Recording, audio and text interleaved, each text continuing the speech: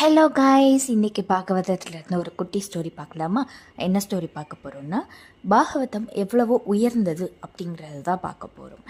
ஒரு நாள் நம்ம பரீட்சித்த மகாராஜா அவர் செய்த இழிவான காரியத்தினால அவருக்கு இன்னும் 7 நாட்களில் நீ தக்ஷகன் தீண்டி இறந்து போவாய் அப்படிங்கிற சாபம் கிடைக்குது.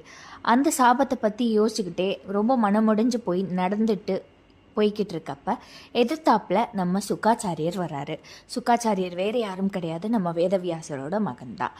அவர்கிட்ட போய் விழுந்து வணங்கி, இந்த மாதிரி எனக்கு சாபம் கிடைச்சிடுச்சு, நான் செஞ்ச இழிவான காரியத்தினால இன்னும் 7 நாட்களில் நான் தக்ஷகன் தீண்டி இறந்து போக போகிறேன்.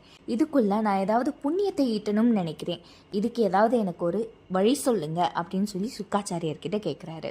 சுக்காச்சாரியரும், நீ கவலைப்படாத, நான் உனக்கு ஸ்ரீமத் பாகவதத்தை சொல்கிறேன், இது செஞ்சால் உன்னோட பாவங்கள் மட்டும் கிடையாது, உன்னோட 21 தலைமுறைகள் செய்த பாவமும் கழிந்து ஸ்ரீவைகுண்ட பிராப்தி கிடைக்கும் அப்படின்னு சொல்லி இந்த புராணத்தை சொல்ல ஆரம்பிக்கிறாரு. சொல்ல ஆரம்பிக்கும் போது தான் அந்த இடத்துல தேவர்கள் எல்லாரும் வராங்க. வந்து பரீட்சித்த மகாராஜாவை பார்த்து, நீ எனக்கு ஒரு உதவி செய்யணும்னு கேட்குறாங்க.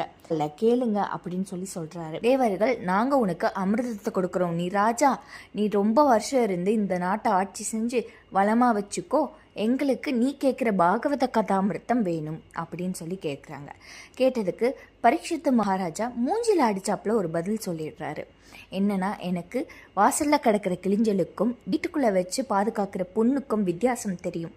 நீங்கள் சொல்கிற அமிர்தம் வாசலில் கிடக்கிற கிளிஞ்சல் போல, நான் கேட்டுட்ருக்க பாகவத கதாமிருத்தம் பொன் போல மணி போல, ஒரு நாளும் இதுக்கு அதை நான் மாற்றி கொடுக்கவே மாட்டேன், இங்கேருந்து போயிருங்க அப்படின்னு சொல்லிட்டாரு. அப்போது இந்த பாகவத புராணத்துக்கு எவ்வளவு பெரிய உயர்வு இருக்கணும் அப்படின்னு நம்ம இதில் இருந்தே தெரிஞ்சுக்கலாம்.